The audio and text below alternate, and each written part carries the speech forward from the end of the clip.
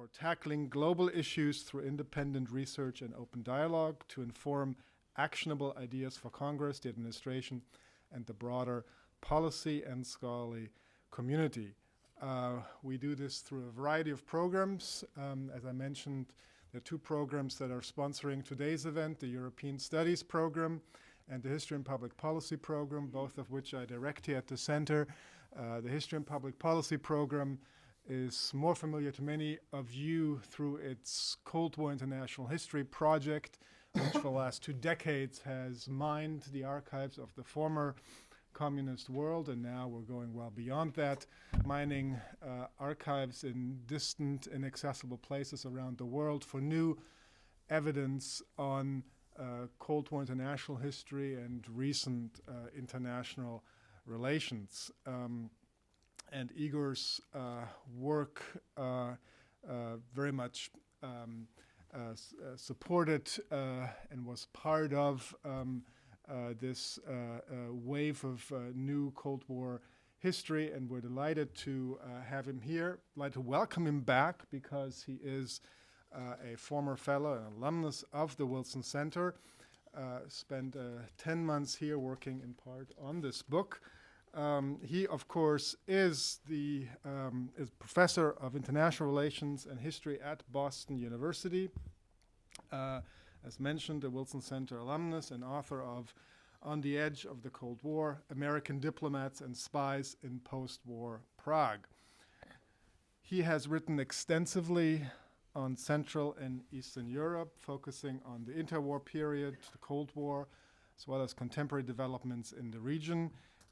Too many works to list them all here. There is a bioinformation sheet outside available to you. His work, his articles have been published in 11 countries and in leading scholarly journals in the field. He is the recipient of the Central Intelligence Agency's 2012 Award for Outstanding Contribution to the Literature on Intelligence, and the 2000 Stanley Z. Peck Prize for his article, The Rudolf Slansky Affair, New Evidence, and we're also proud to say that he's author of Cold War International History Project working paper number 50, available through our website at cwihp.org. We have two distinguished commentators to join us, Ambassador Petr Gandalovic, who I will introduce in just a minute when he arrives, and then he will be followed by Dr. Ben Fisher. He's the former chief historian of the Central Intelligence Agency, a graduate of Cornell University and Columbia University. He served 9 years in the CIA's Directorate of Intelligence as an analyst of Soviet affairs, 15 years in the Directorate of Operations in the United States and abroad, specializing in clandestine operations, and then 10 years on the history staff of the Center for the Study of Intelligence. In 2002, he was a visiting fellow at the Norwegian Nobel Institute. He's also got a number of publications to his credit. His monograph is the one I like to mention, his monograph At Cold War's End. Mr. Ambassador, no problem. Welcome.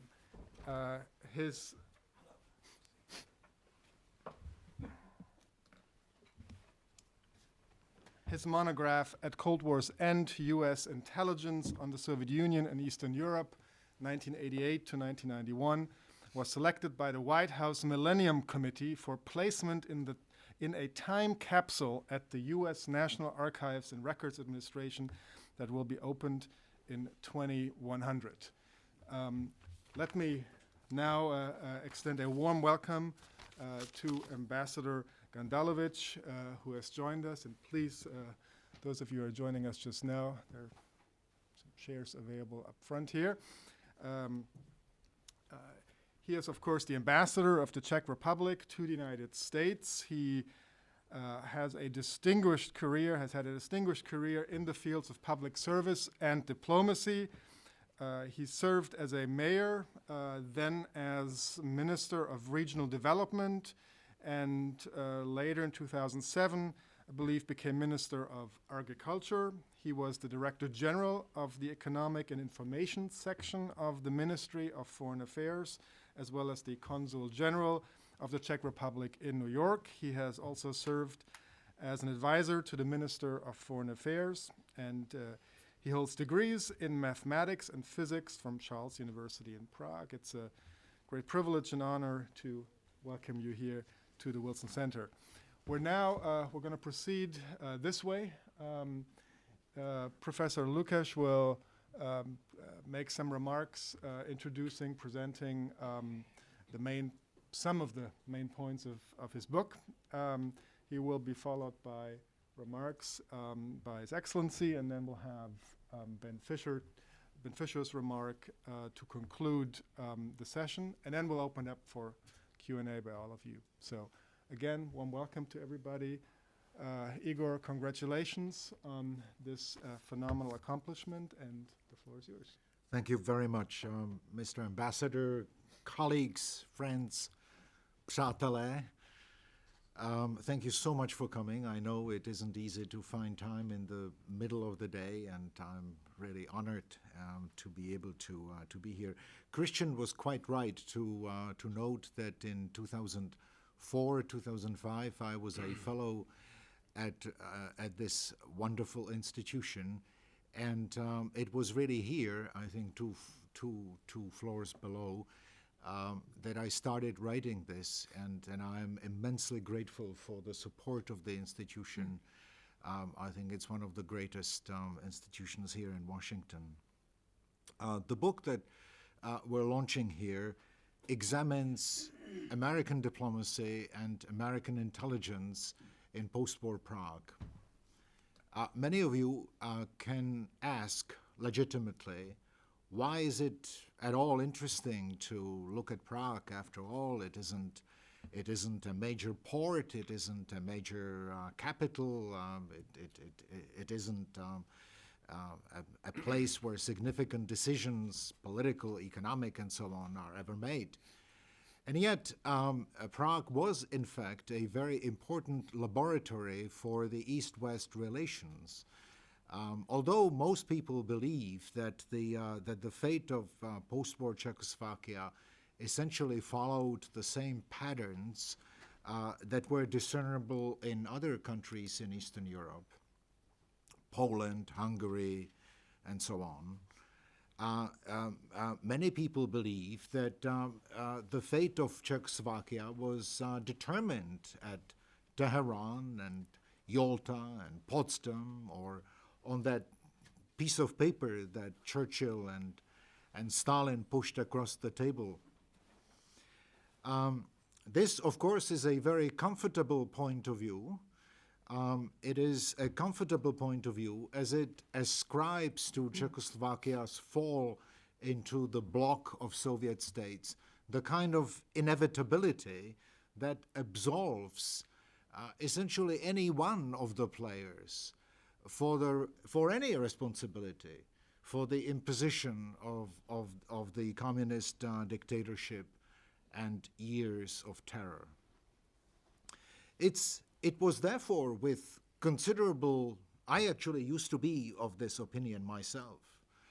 And then I started looking at the record, and I discovered that the Department of State and the OSS, as you know, that was the America's wartime intelligence agency, they certainly did not share this kind of deterministic view.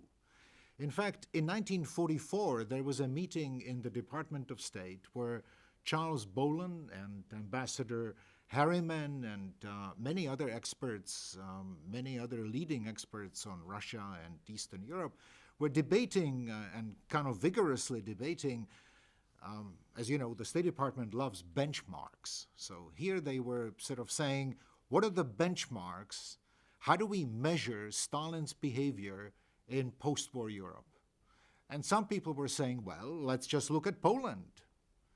And it was then that Bolen said, look, Poland is finished. Stalin will never make peace with Poland. Poland has no chance. He will go in with cold steel and he will crush and kill and deport whoever is in his path. Poland is done.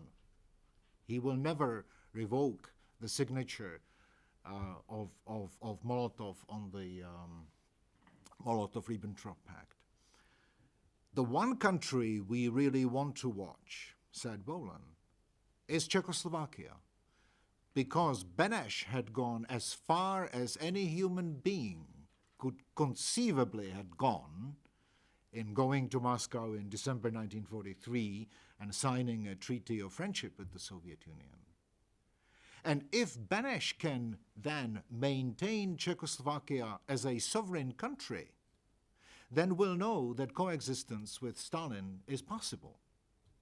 But should even Beneš fail, then we would see quite clearly that one cannot coexist with Stalin by peaceful means alone.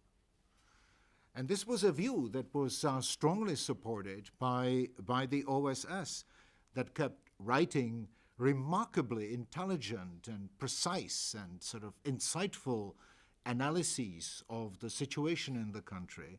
And they kept mentioning that Czechoslovakia was the master key to the balance of power in Europe, a chessboard for the power game between East and West. They believed that the political scene in Prague was perhaps the best available indicator of how things were bound to move in the post-war era. Was it going to be an era of uncertainty, or was there going to be some friendship and cooperation among the victorious allies, or was it going to be just outright hostility that will degenerate into some confrontation? And both the State Department and the OSS determined that the best way of doing this would be for the United States to come to post-war Prague strong and tall and proactive and I don't want to say aggressive, but sort of setting the agenda. And they said this would be certainly good for the Czechs. It would sort of straighten up their spine that's been bent for too long. But it could also be good for America, because if we sort of show that we're not going to be pushed around in Czechoslovakia, then Stalin may learn an important lesson from us. We cannot show it in Poland. We cannot show it in East Germany. We cannot show it in Hungary for very specific reasons, Austria, right? But there is one country in Central Europe where we can show that tough behavior. I don't mean militaristic, but active, proactive behavior could have some positive impact.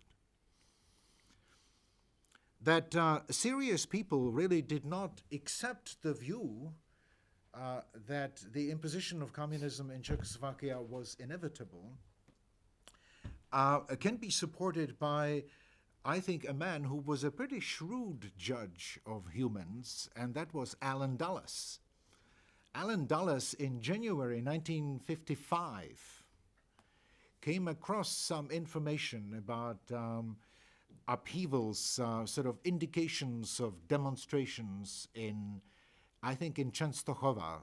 At that point, Cardinal Wyszynski had been arrested in 1953, and up to 1 million of Polish Catholics were marching around the monastery in Częstochowa demanding the cardinal's release.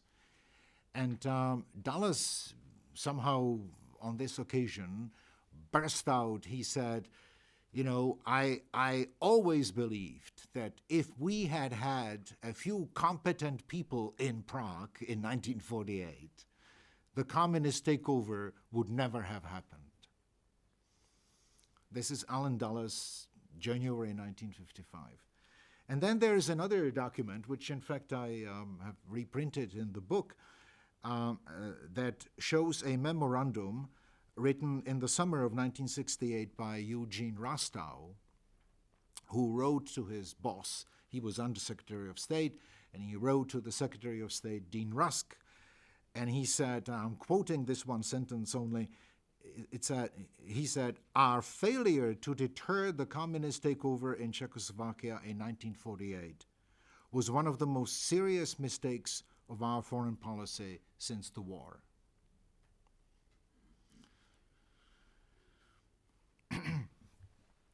Now, these are the big thoughts. These are the big ideas. This is the framework for the book.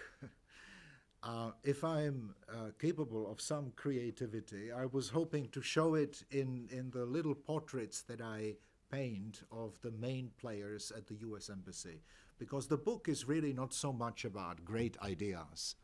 I'm a sort of a, intellectually, I think, I'm more interested in the detail rather than in the big picture.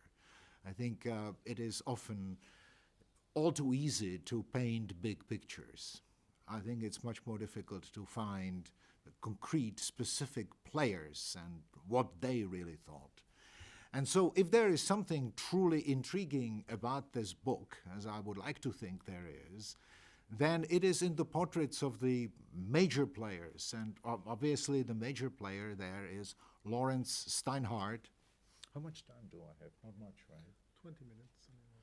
So 5 more minutes or something like that? 5-10 more minutes. The one of the major players is Lawrence Steinhardt, who was America's star diplomat. He was a very at that time already he was pretty famous. He graduated from the law school of Columbia University, and then in 1933 became one of the earliest supporters of Franklin Roosevelt's bid for the White House, obviously before 1933, because Roosevelt became president in 1933. And he also contributed quite a bit of money to the campaign. He was a wealthy lawyer who was able to take over very complex cases, business cases, and sort of simplify them and find good solutions. And it was pretty profitable for him, too. He also had classmates who owned the New York Times, and his name was often in the headlines and so on. He was also a track and field star at Columbia. Anyway, he was a capable man. And he gave a lot of money to the Democratic Party, and the president rewarded him, as presidents tend to do, with a legation. The first one was in Stockholm. Steinhardt at the time was the youngest American to run America's diplomatic outpost. He did very well in Stockholm. Then he was promoted to being a full ambassador. That was in Peru. And then, amazingly, Roosevelt sent him to Moscow. And that, as you can imagine, this was in 1939, was the key diplomatic post. Steinhardt did very well in Moscow initially. He was able to predict the Stalin-Hitler pact by about 10 days. The American embassy had lots of important sources among the German diplomatic corps. The German embassy was like a collection of high treason people, you know. All of them were eager to sort of share intelligence with the Allies against their bosses. And Steinhardt, that is, was also able to predict Hitler's assault on the Soviet Union, which I think is one episode that bears repeating here. He happened to be at the airport when he saw the German ambassador sending back his beloved boxer. And the ambassador kept hugging the boxer over and over again. As he was pushing him into the crate, he was also pulling him out and giving him one final hug and crying like a child. And Steinhardt walked away from this experience thinking, the war's coming tomorrow. Because nothing short of war would have persuaded the ambassador to give up his beloved boxer. And if you've ever owned a boxer, you will understand what this was about. In any case, then he was appointed to Turkey, which was an interesting sort of training ground for Steinhardt, because Turkey during World War II was a kind of a country in between. It sort of was loose between the two big blocs, And Steinhardt shrewdly and I think with great patience and subtlety and real diplomacy, I think, was able to advise Washington how to sort of negotiate between the Scylla and Charybdis. And ultimately, of course, Turkey joined the victorious allies. So this was great. But the problem was that in February 1945, Steinhardt discovered that he had been excluded from the American delegation that went to Yalta. And he thought that this was the end of his political career. He was ranting and raving against these pinkos like Harry Hopkins and so on, who had the ear of the president and had seduced the president to this kind of pro-Stalin line.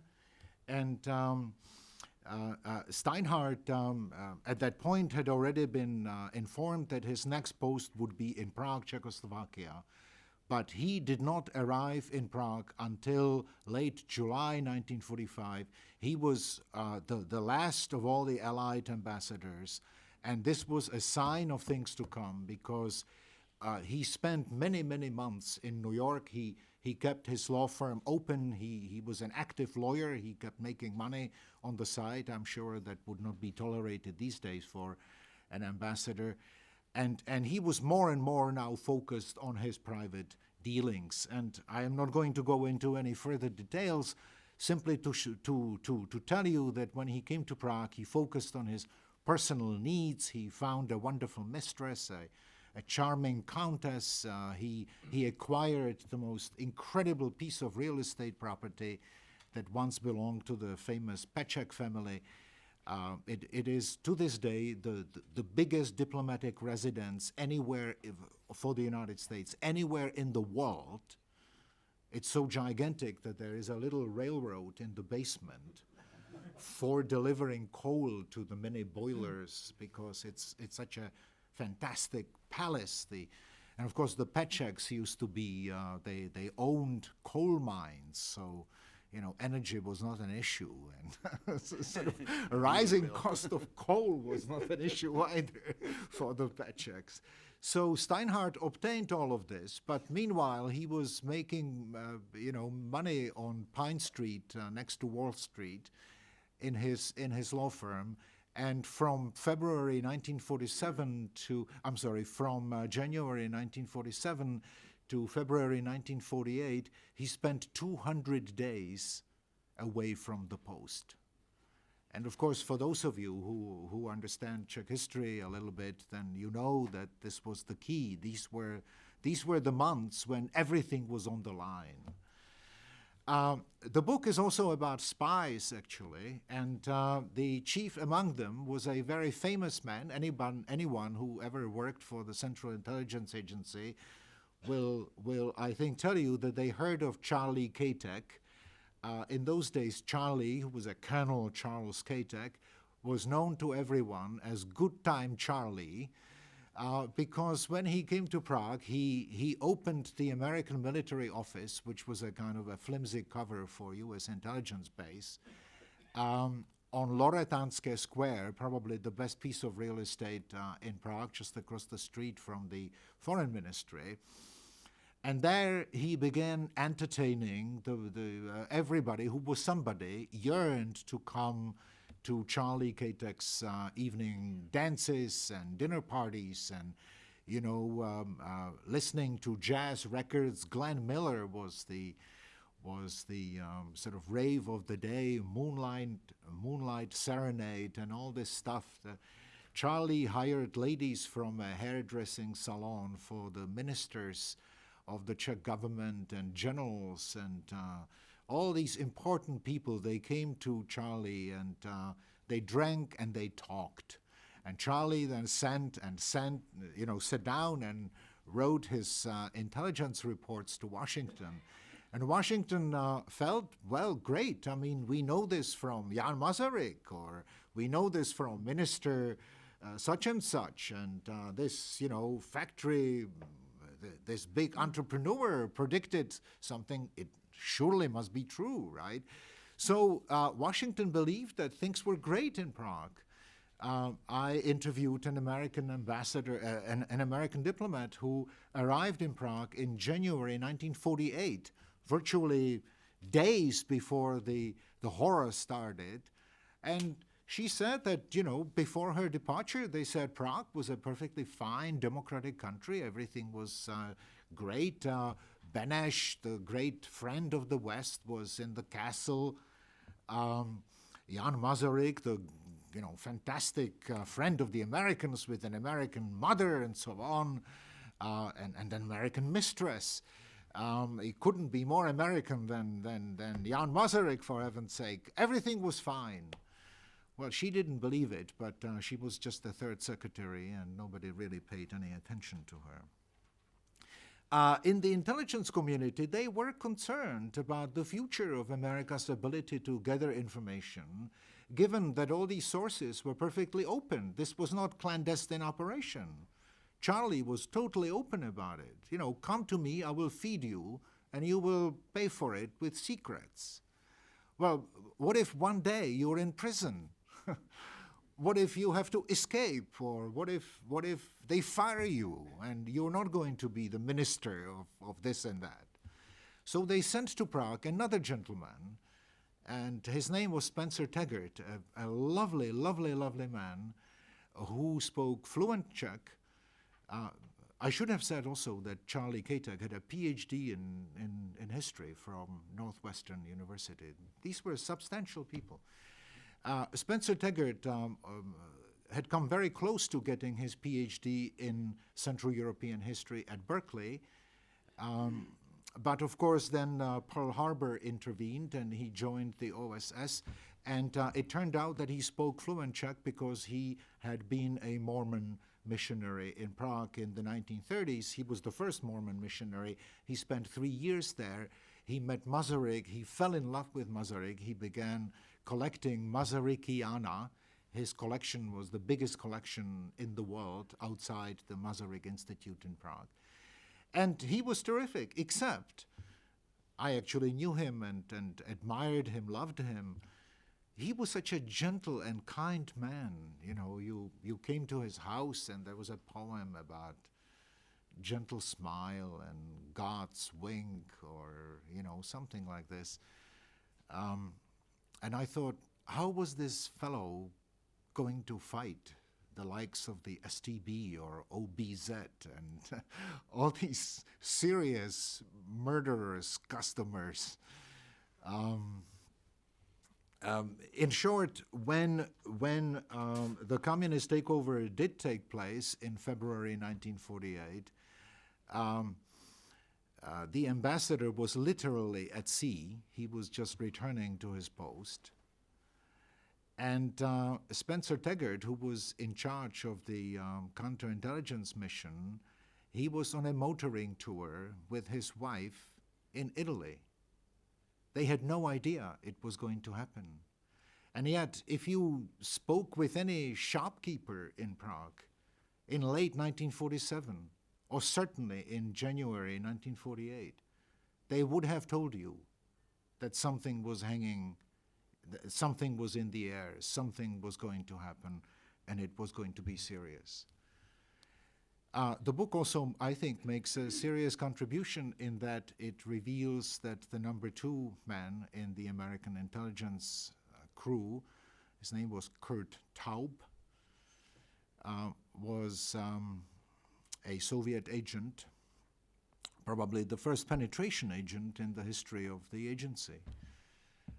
He was recruited in Stockholm in 1942 when he came to apply for a Soviet transit visa because he was trying to get to the United States. The Soviets gave him his transit visa, but something for something, a quid pro quo, and so they asked him to sign on the dotted line, and his brother too, actually.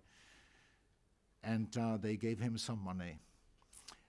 In Prague, they then, of course, were delighted to discover that Kurt Taub was now an American citizen, and better than that, he was the number 2 man. He was Charlie Katak's deputy.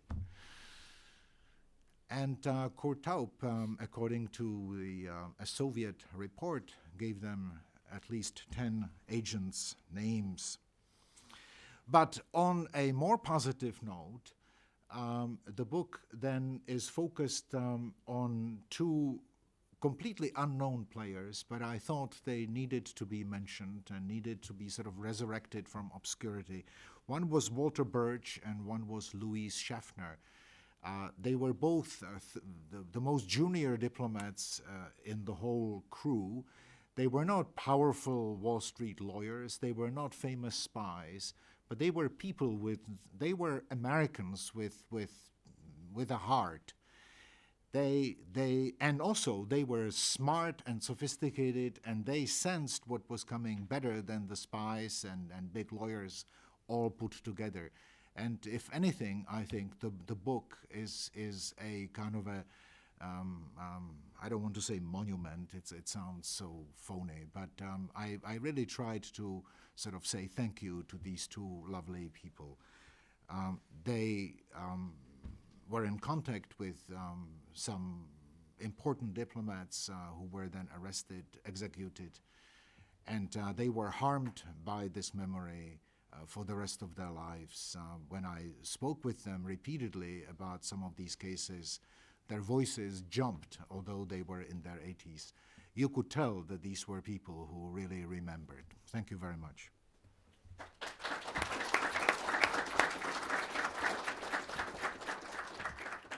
Thank you, Igor. Mr. Ambassador. Ladies and gentlemen, It's on. is it on? Ladies and gentlemen, first of all, I certainly wish to thank Igor for writing this book.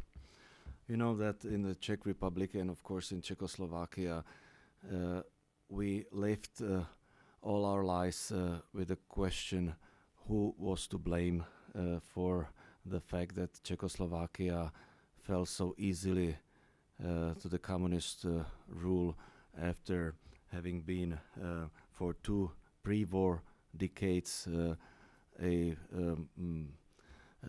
true liberal democracy. The widespread conviction is obviously that it was Stalin and Roosevelt who actually divided Europe in Yalta and crossed across the map with a pencil or what. Igor now argues that it was Steinhardt and Kejtek who did sloppy job and prevented America from saving us. And of course, the truth probably lays somewhere in between of these two extremes. For what is sure is that what happened in these 3 years between 1945 and 48 mattered greatly, not only for Czechoslovak people, but also for the entire Europe. For the next 40 years, the good and the evil were easy to tell from each other, and the struggle between them was not too difficult to understand. After the fall of the Berlin Wall, we succeeded in securing freedom and democracy in most of the Europe. Even though the conditions were much easier than those after the World War II, we know that it was not for granted either. We will always be grateful for the leadership of Václav Havel and Lech Wałęsa, who literally led their countries to freedom. We are equally thankful for the American leadership in enlarging NATO and to many European leaders who were pushing for the enlargement of the European Union. Now, in other parts of Europe and in the post-Soviet region, situation has been much more complicated. There are many similarities with the Czechoslovak Republic between 1945 and 48. Democracy exists more or less on paper only. Free press is either legally or economically curbed, and civil society faces many hurdles. If we take the moral of Igor's book and apply it to these countries, we see that leadership matters as well as does diplomacy and the support for civil society. The example of Slovakia at the end of the 90s is exactly such a success story and a proof of it. After having shown many signs of weakening democracy, Slovakia was crossed out of the list of the first NATO enlargement. This has been a wake-up call for the Slovak public, who elected leaders determined to bring Slovakia back to the pro-Western pack. Activities of Slovak civil society accelerated and used and expanded outside assistance. Western diplomacy worked with Slovak leadership constructively and without patronizing it. Together, they developed a roadmap for Slovakia that led it to its membership in NATO and in the EU in 2004. In some of the former Soviet countries, as well as more recently in North Africa, we see lesser chances for a quick success. After the optimism resulting of the changes in post-Soviet region in the 90s, as well as the euphoria of the Arab Spring 2 years ago, these countries have gone through many setbacks and undemocratic developments. Viewing these developments only confirms a road to democracy cannot be taken for granted only thanks to a single wave of enthusiasm and what one could call a revolutionary upheaval. Czechs have been through this process. We know it takes time and a lot of effort and determination. We know the road through transition is not a straight one. It takes many twists and turns. The 20 years in which Czech society has been transformed have tested the commitment of the public. Without such a commitment, we would not be where we are now, a well-established European democracy with flourishing civil society, profiting from the benefits of a market economy and striving for our best as far as rule of law in the country is concerned. Along the way, we have learned some valuable lessons. However, willingness of a nation to make the necessary changes is not enough. Responsible leadership and openness to learning from examples in other parts of the world are essential in making the transition process a success. With such an experience fresh in Czech memory and conscience, I believe we can make a difference in helping others who have decided to move towards an effective change, a true democracy based on a transformed society. We are trying to do our bit in this respect. We offer our fresh experience where it is most needed. Together with our partners in the EU, through Eastern Partnership policy, we are trying to help societies in many countries of the former Soviet Union. We join our forces with our neighbors in the post-communist transition process, the so-called Visegrad Group, in assisting other nations going through the transition process in this region and in the Western Balkans. We team up with the US and other countries to make contribution in the challenging transition processes in other more distant parts of the world. These are various vehicles that take us along the road of changes in civil society. Emerging Donors Challenge Fund and Lifeline Fund for the Embattled NGO, spearheaded by Secretary Clinton during her remarkable tenure at the Department of State, are just two of many examples of help to building civil societies. Radio Free Europe and Radio Liberty are another important irrepressible tool of soft power. Czechs and many other post-communist countries know about an indispensable role in the free radio broadcasting from their own experience.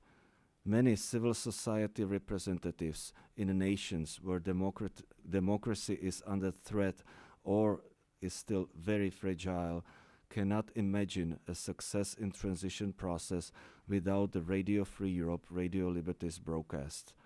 They represent a lifeline to views alternative to official media. They are a valuable source of help to enrich debate and discussion, which is an elemental prerequisite of a true democracy. For nearly 18 years, Prague has been host of the radio's headquarters and its broadcasting facilities. For Czechs, Radio Free Europe and Radio Liberty are not just about the broadcasting service, bringing information to places where free media might be scarce. It is also about helping journalists who wish to promote the ideals of free press in countries such as Belarus, Iran, and others. In this respect, I believe that Václav Havel Journalism Fellowship, a joint project with the radio, is a very effective tool to help young journalists and through them to the development of civil society in their countries. I very much hope the radio will make it through its current difficulties and will be able to continue to offer service which has made so much difference in the past.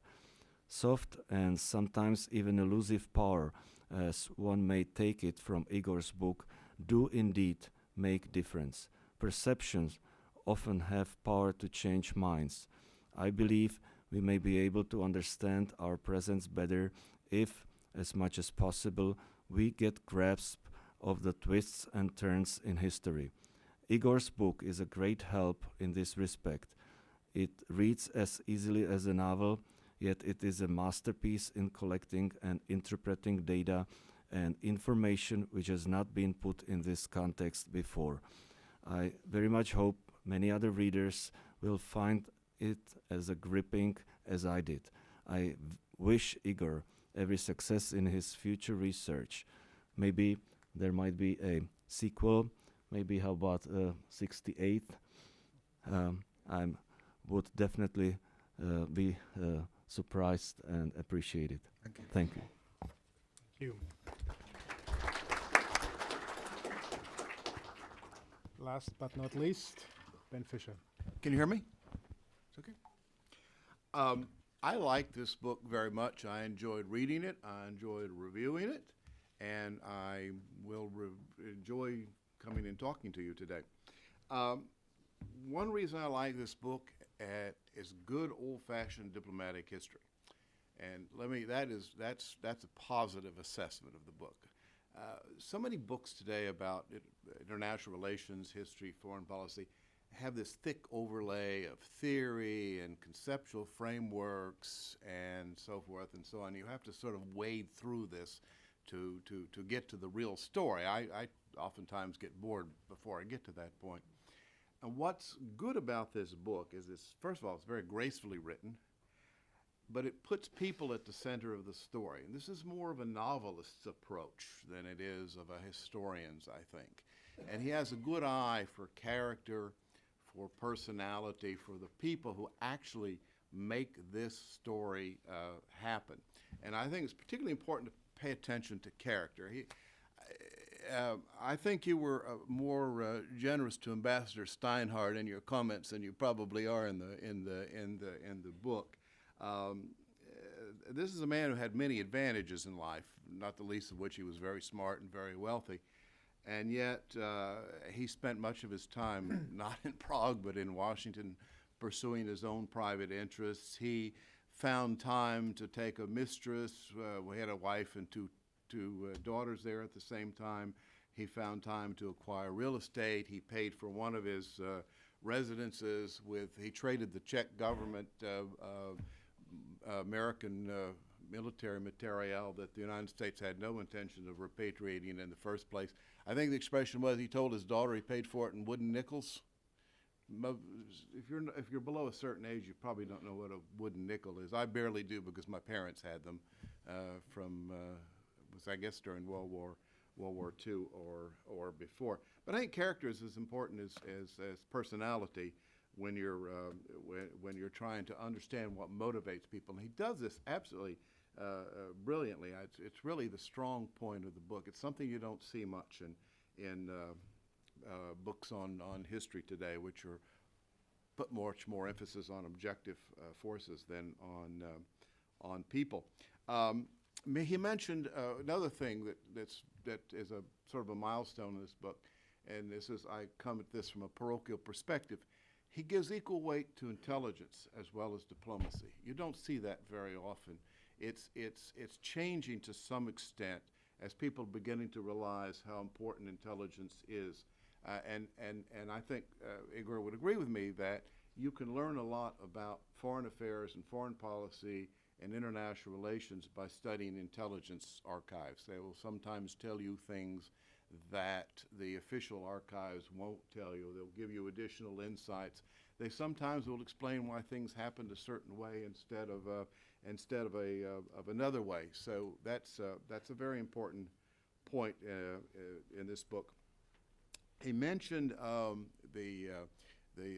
me, the real bombshell, of course, having come from a CIA background, was to find out the story of Kurt Taub, who was Charlie Katik's. I'd known the name Katik. I'd never heard the name Taub before I read the book, but to find out that he was in fact working for the Soviets while he was in Prague, and equally or perhaps more damaging, he went on to a subsequent assignment where he ran operations into Czechoslovakia from Germany, and presumably he was betraying the agents that he dispatched to the east.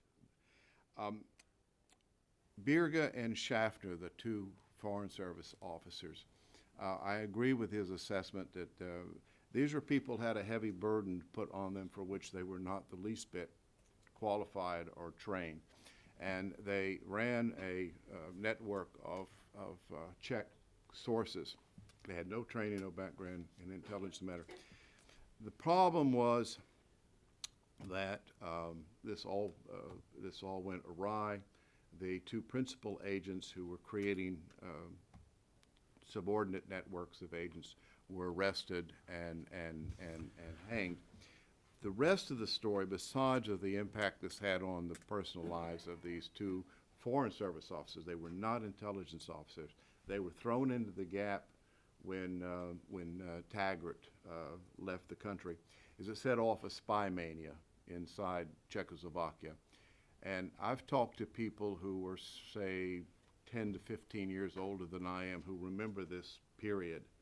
And it was a horrible period in Czechoslovakian history. A lot of people, some people were killed, some people were tortured, a lot of people were given long prison sentences.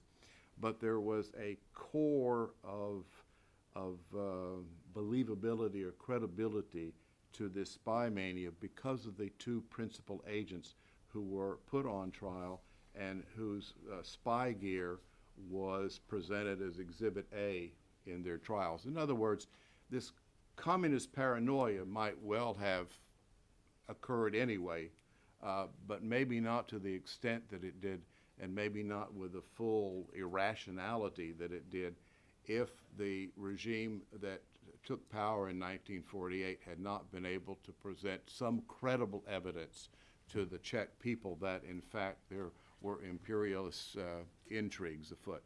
It's a sorry chapter in American diplomatic history at some extent.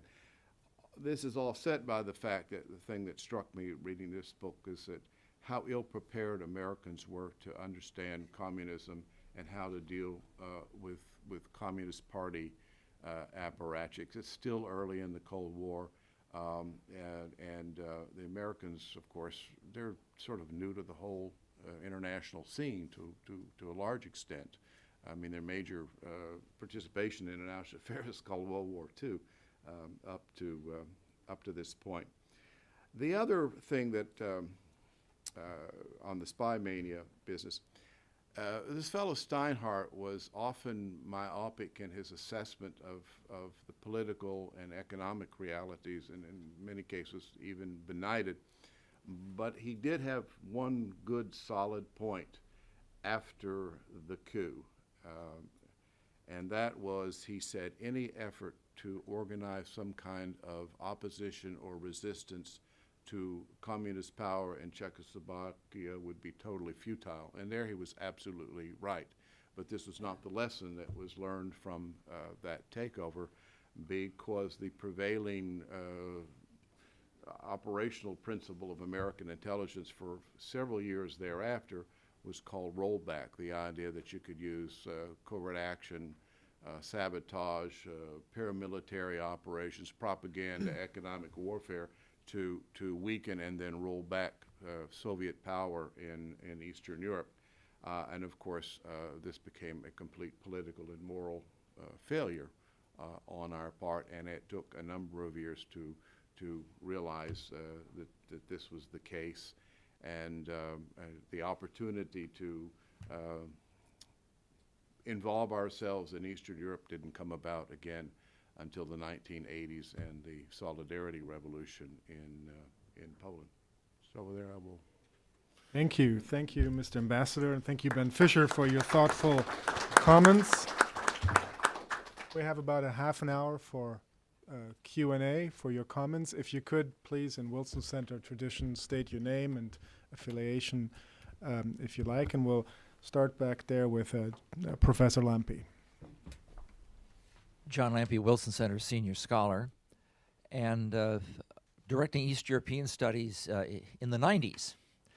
Then a couple of points came up that I wanted to ask Igor about. First, I want to thank him for not mentioning IR theory in the course of his text. I've just been reading some other works where it's pretty heavy going. But the two questions are that in the initial stirring in historiography in Prague in the 90s, the role of Edward Beneš came forward very prominently and often presented in a very critical light, having him placed as perhaps bearing primary or the primary responsibility. So I wanted to ask how your study reflects on what was at the time anyway the Beneš controversy, and then also to ask how your work then would revise or add to or subtract from what was done by another Wilson Center fellow, Wojciech Masny, in the 90s on Russia's road to the Cold War, and this sort of initial presentation from the American Czech side of what transpired. Yeah. Great question. Thank you, John. Yes, well, regarding Beneš's role, I think what I would add is that President Beneš was a very sick man. And for some reason, I think that was the custom of the day, this was kept a top state secret. He was, in fact, the day he was supposed to have left England, he suffered yet another stroke. He was blinded, he couldn't speak. And a person in this medical situation, 10 days later, just 10 days later, in fact, did leave and then was supposed to negotiate with Stalin. It was impossible. When he came finally to Prague, he again was a shell of a human being. I'm adding this only to explain why I think he, in fact, did remain passive and made a number of sort of empty promises. He actually received Allen Dulles at the castle. You know, in those days, America's spy masters could just walk to the president's office, and Dulles actually said, "Mr. President, will Czechoslovakia stay a democratic country?" And Beneš thought for a while and said, well, either it will remain a democratic country or I won't be president. And it sounded great, you know. It sounded sort of reassuring. But the problem was that he was physically no longer capable of just getting from day to day. He suffered a whole series of medical setbacks in Prague, again losing the ability to communicate. He lost the ability to speak in the middle of a public speech. And of course, the communists watched this with a great glee. They loved it. They could see that this was a guy, if they really pushed him hard, if they physically almost threatened him, as they did in February 48, he would probably fold, and he did. And finally, you asked me how the work revises the work of Masny. I think I actually very much like and very much respect the work of Masny. And the one thing where we are in complete agreement is that Stalin didn't have a master plan for Eastern Europe at the end of World War II. There were various scenarios that they considered, of course. But he could not be sure which one would become applicable. He didn't know what the Americans were going to do. Were they going to leave like after World War I, or what are they going to do, right? I think President Truman himself didn't really know. Thank you. Dr. Johnson?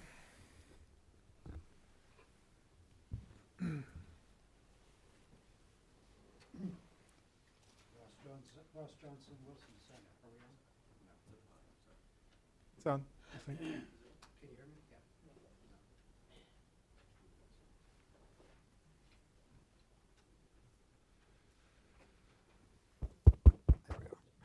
There we are. Ross Johnson, Wilson Center. Igor, a question from the perspective that you outlined at the beginning, sort of the conventional wisdom, if you will. If we could assume that, the American State Department and intelligence apparatus had perfect information, if we could assume that somehow in 46, 47, could developments have unfolded differently? Which is to say, what could the United States, had it had perfect information, have done, given the situation, reflecting Stalin's not prediction, but his statement to Gelas, and granted he probably didn't have a master plan, but wherever the armies come, that social system will be put in place. One could add sooner or later, and I mean the detail here is that it wasn't just the Czech coup in February 48 that sort of took things quickly toward consolidation of communist rule. In the other countries, this was piecemeal, and arguably Hungary was a pretty free place in early 48. So that's my question. I look forward to the book, which I haven't read, and the portraits of the people, but I pose this question to you. Okay. In a way, that's the question I was afraid you might ask. What the United States could have done. But let me start with dealing with your quotation from Gelas, who tells us that Stalin said, look, wherever the tanks stopped, that's where we impose our social system. True enough. But let's not forget that Stalin withdrew from Czechoslovakia. See, most people forget this.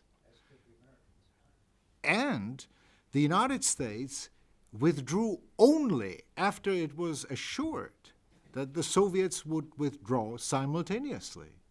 And so Beneš wasn't that far off mark when he thought, well, look at me. Here I am, alone in Central Europe, a democratic president, and the country is a sovereign country. No foreign troops, unlike in Germany, unlike in Austria, unlike in Poland, unlike in Hungary, and so on, right? So in that regard, the Gelas quotation is inapplicable because Stalin withdrew. We don't know why, but he did. Now, what could have happened, of course, if I were a Washington politician, I would say I don't deal with hypotheticals. But since I'm a historian, I can do anything I want. And I would I would suggest that you look at a diplomat who I think is quite unknown in the history of American diplomacy. His name was Cleforth. And he was really the first consul general who came to Prague because Steinhardt took weeks and weeks to show up. And this man Cleforth, I thought, was incredibly insightful. And he wrote some powerful memoranda to Washington. First of all, demanding that the ambassador, for heaven's sake, would you please kindly come and take the post? You know, people here think that your absence means that America is no longer even interested. You know, the Russians are here, you know, working day in and out, and you're not even here. So that was his first point. His second point was, sure, the Czechs had a love affair with all things Soviet when the Sixth Army was crushed at Stalingrad, or in 43 at the Battle of Kursk, when, you know, they finally really beat the last attempt at an offensive. But when the Czech public were confronted with the actual manifestations of the Red Army, not these mythical knights from the East, but the actual Red Army troops, they were shocked. Rapes, murder, looting, vulgarity, ragged clothes. The Red Army, this is now forgotten, came to Prague sometimes with camels. You know, the photographs that you find in history books, they're sort of a few probably US-made trucks and so on, but they actually arrived with you know, cow-drawn carriages and sometimes camels and so on. And the Czechs saw these military parades that U.S. Army generals loved to stage in Pilsen. And there you had these Americans who had beautiful uniforms. Every one seemed to have a Jeep. They all had this new thing called the chewing gum. And of course, they also could provide you with nylon stockings, which was a great commodity in post-war Europe. and Cleforth points out, essentially, that America, and this is already in June 1945, he says, by far, we are the most popular foreign country here. Forget this business about how they're grateful to the Soviet Union. Sure, that's what they write in the papers. But when it really comes to what they really admire, what they really look up to, what inspires them, it's not the Soviet Union, it's the United States. Thank you. Yeah, over here.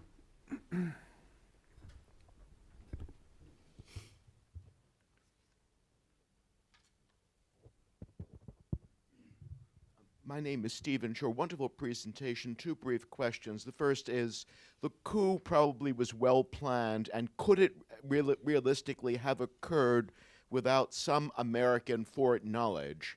And it was one thing to claim innocence afterwards, but wasn't it a failure of communications to get what was going on to the right people at the right time? And the other, which I've never been really clear about, is, was this done on Gottwald's own initiative, or did he clear it first with Stalin? Thank you. Excellent questions. Yes, indeed, it was a failure of communication. Washington was completely taken by surprise. If you look at the private papers of the ambassador, which are deposited in the Library of Congress, you discover that the deputy chief of mission and Steinhardt, who was in his law firm on Pine Street in New York, carried out this heavy, busy correspondence. And you know, it's about linoleum for the doctor's office. That's much needed. He also says that they need more dress hangers for some room. Then Steinhardt writes back and says, tell me how much would I have to pay in Czech currency for ammunition. He was a hunter. He sometimes went hunting. And the Czechs made some sort of ammunition for deer hunting. So he was very interested in this. And these diagrams went back and forth in late January 1948. And the deputy chief of mission says, there is much talk about a revolution, but I have seen no sign of it. So failure of communication is exactly right. And as soon as the coup did take place, the French and the British came to the State Department in an attempt to find some sort of a united front policy that for the three to make some sort of a statement about the takeover. And the State Department briefers opened the meeting by saying, we were completely taken aback. We went to our records of correspondence with Prague. There is not a trace. There is not a hint that this is going to happen. Thank you. Ben, Can I just say one quick comment? One of the great symbolic moments of the book is when Steinhardt comes back from New York on the last trip before the coup. Ambassador Zorin's plane landed, 22 minutes or 25 minutes before him. Zorin was there ostensibly for a meeting of the Czech-Soviet Friendship Society and to deliver grain that Stalin had presented to the Czechs because the Americans had cut off aid. And of course, he couldn't figure out why this ambassador was there. Zorin was not just the ambassador, but he headed a thing called the Committee of Information, which was a chronologically limited effort to coordinate all Soviet intelligence operations, military and intelligence, under the auspices of the Foreign Ministry at this time. So anybody who should have been, he was no small fish. He obviously was there with big plans on his mind, not just to deliver the wheat. I should also say, thinking of the wheat thing, his book documents many, many errors that the Americans made in this period. Many errors, many more than should have been made. Thank you. Yep. Is this working? Professor Lukasz, please introduce yourself. Yes, I'm Robert Dobek with the American Friends of the Czech Republic. I just want to focus on the role of the Democratic parties in the coup. It's my understanding that sort of the crucial crisis point was, of course, when the Democratic parties resigned from the cabinet with the expectation that would bring down the government and require Beneš to call a new election. However, they didn't reckon with the fact that Vierlinger was a fellow traveler and stayed in the government, giving between the communists and the Social Democrats a majority. I believe it's Madeleine Albright's book said that the Democrats were at their dachas or their chatas during that weekend, and they were caught unaware. I mean, what is the, first of all, were the Democrats really that passive or really that incompetent in fighting this?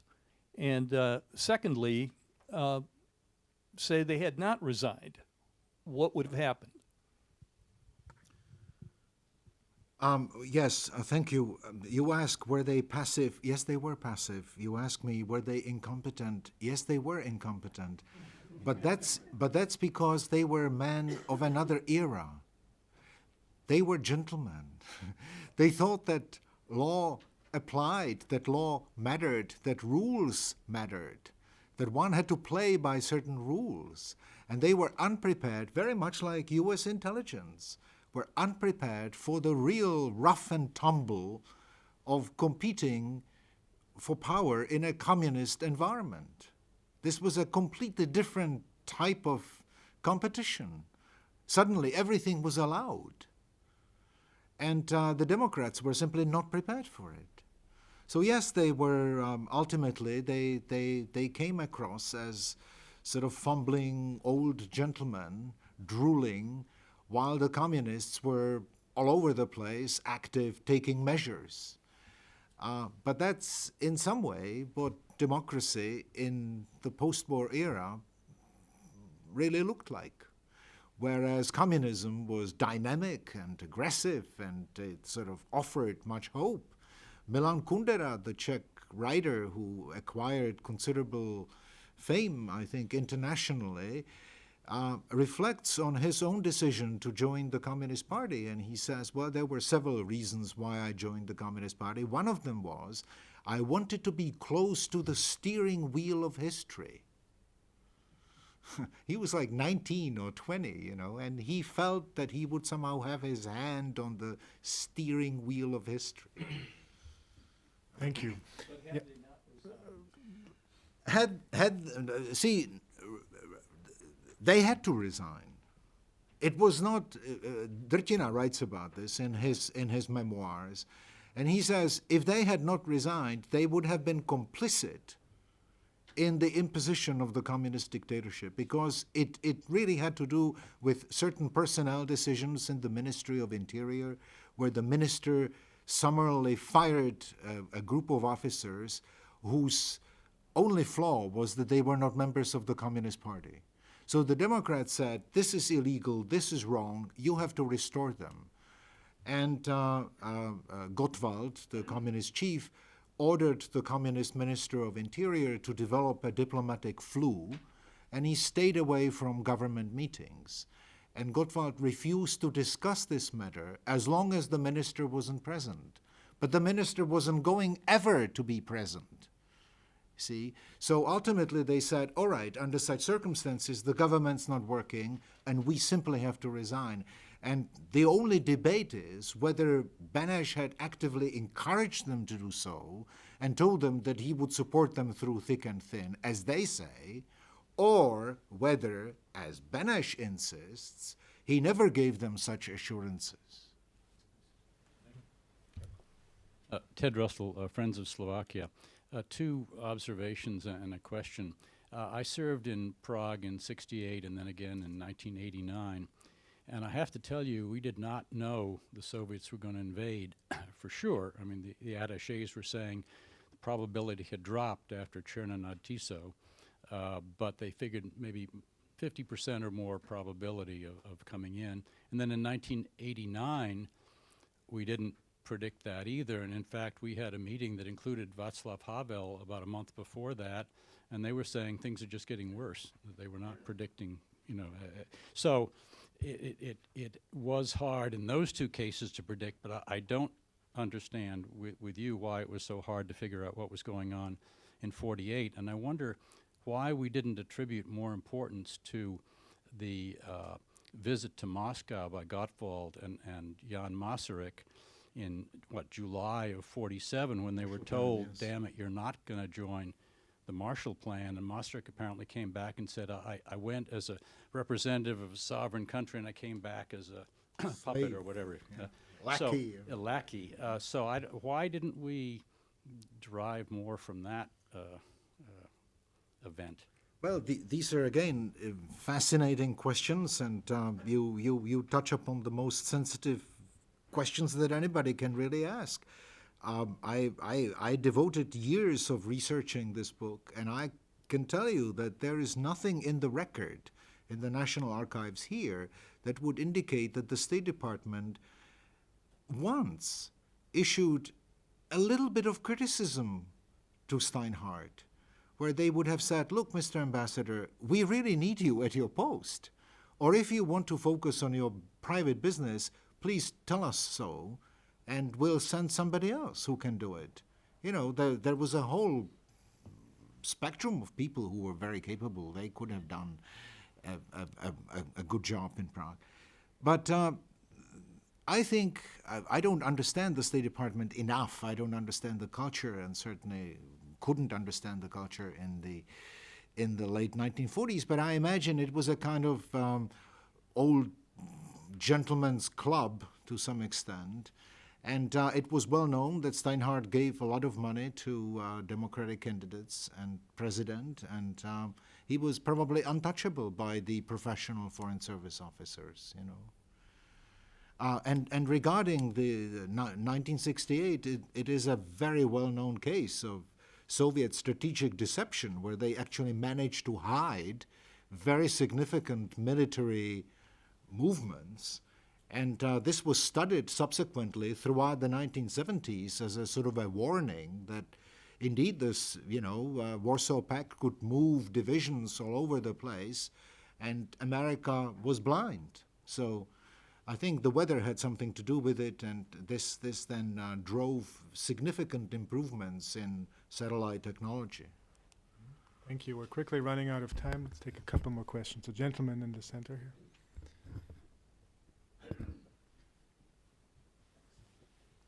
John Greenwald, International Crisis Group, but before that I spent a lot of years as a political reporting officer in the Foreign Service. And I'd like to ask you to pursue the political reporting question a little bit more, Professor Lukács. I'm eager to read your book, but most ambassadors that I know don't write very many of the reporting cables, and at least the good ones don't even edit them that much. There's a political section which writes these kinds of cables. Is there no record of that kind of reporting, or what does that record show? Was it as negligent in perception as you described the ambassador, or were they perceptive and heavily edited, censored by the ambassador or by the DCM? Or did they send out cables which were perceptive, and do they simply come back to Washington, as often happens with cables, not get read, or they disappear into the machinery?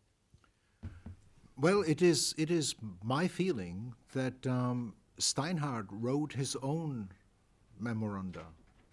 He wrote the telegrams, he wrote the long analytical papers. It is my understanding that all of this was written by him. What you say is, of course, completely true, and I think it's true nowadays. It could also have been true in the past. If you had somebody like George Kennan next to you, then obviously George Kennan would do the writing and the ambassador would then sign it. In fact, George Kennan published a whole book, Letters from Prague after Munich or something like this, which is which a memoranda all signed by the U.S. minister, but in reality drafted by George Kennan. In this case, I think Steinhardt did all his writing, and I think he insisted on it. But in those 200 days, for example, when he wasn't there in that crucial year, they corresponded about dress hangers and carpet, and it is remarkable. It is absolutely remarkable. And again, what I don't understand is why the State Department didn't say, look, we need some real information. Thank you. Two final questions back there, and okay, we'll take three and then the two up front here, and then. Thank you so much. Nelson Garcia with the Washington Intergovernmental Professional Group. My understanding of Mr. Gottwald's history was that he was a member of the, Central Committee of the Communist International, which was in existence prior to World War II. It was basically eliminated as a result of World War II in terms of Stalin trying to please his allies. But wasn't there a sense of appreciation, since a lot of the members of the Communist Party in Europe in general, from Thérèse in France, Togliatti in Italy, they became very prominent in trying to establish a communist system in those respective countries?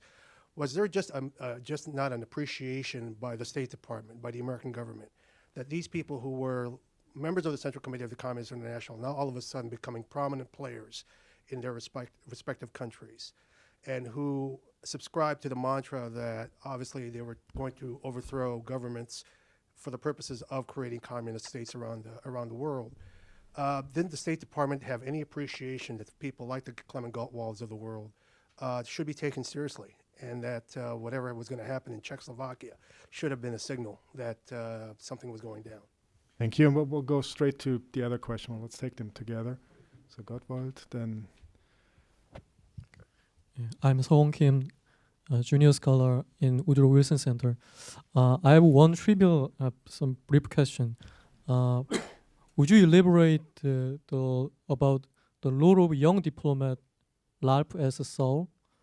As I skip your book quickly, I come to find some interesting point of him, a kind of communism. He served General Douglas MacArthur, who was very, very staunch and ardent anti-communist, and he was influenced by a very famous novel, Darkness and Noon, by Arthur Koestler. Would you elaborate the role of him? Okay, and yep. Gerald Robbins, Foreign Policy Research Institute. Reading through hearing all this, question of curiosity, did the British sort of have the same take as the U.S. in terms of this whole situation. Okay. And I think there was there a question all the way in the back? Are you okay? All right, good. Let's take these three and then we'll conclude the session. Okay. Briefly. Yes. In my middle age, I remember the last question the best. I'm sorry about this. Was Great Britain pretty much the same as the United States? No, the British were much better informed. In the summer of 1945, the first meeting between the British ambassador and Ambassador Steinhardt was pretty momentous. The British ambassador said Czechoslovakia is on its way to the Stalinist abattoir, and unless some drastic action unless we take some drastic action right now, the game's over. And Steinhardt reported on this conversation without any further comment, like, this is what the fellow said. So I imagine the British had a very realistic view of things. And they summoned various democratic ministers in 47, 48, and they warned them that the communists were about to take action. And when they said, "And are you going to help us?" they said no. So there is a Czech novelist, also an exile novelist, his name was Hostovský, and he said famously that the Czech Democrats had lost because they could hate. They hated the totalitarian enemy, but they had no one to love, which I think is true. You mentioned Mr. Saul, who was a University of Chicago student. He indeed fought in the Pacific. He was hit by his ship was hit by a kamikaze. He then joined the Foreign Service, arrived in Prague with absolutely zero training. This is what, I think I try to point out in the book. They said, all right, this is your desk, and you will write political reports. And he didn't know who the president was. He didn't know that there was a Communist Party. All his preparation, he told me, was that he once read Arthur Koestler's Darkness at Noon. It was the only thing he had ever done, and that he read on his own during the war on some aircraft carrier in the Pacific as the kamikazes were streaming through the air. Regarding Gottwald, that's an excellent question. See, if the Americans had any understanding, or the only place from which they could have learned about Gottwald would have been Steinhardt. The problem is that Steinhardt liked Gottwald. He genuinely, I quote several memoranda where he says, I trust his word. Gottwald is a man who can be trusted. He sent him Christmas cards. He sent him pipes, because Stalin smoked a pipe. So Gottwald also smoked a pipe. And Steinhardt would supply him with pipes. And Gottwald would acknowledge the gift and, write, Merry Christmas, Mr. Ambassador. Well, prior to the communist takeover, he was a very reasonable man. He didn't say, we're going to confiscate people's land, we're going to open concentration camps and so on. No, he was talking about consensus and political solutions. And Steinhardt believed it. Thank you. I think we've had a wonderful discussion. Let me thank our three panelists, distinguished speakers, for their presentations. Let me congratulate Igor once more on the new book, and let me thank all of you for joining us today. Let's give a round of applause to the speakers. Thank you for coming. Thank you. Thank you.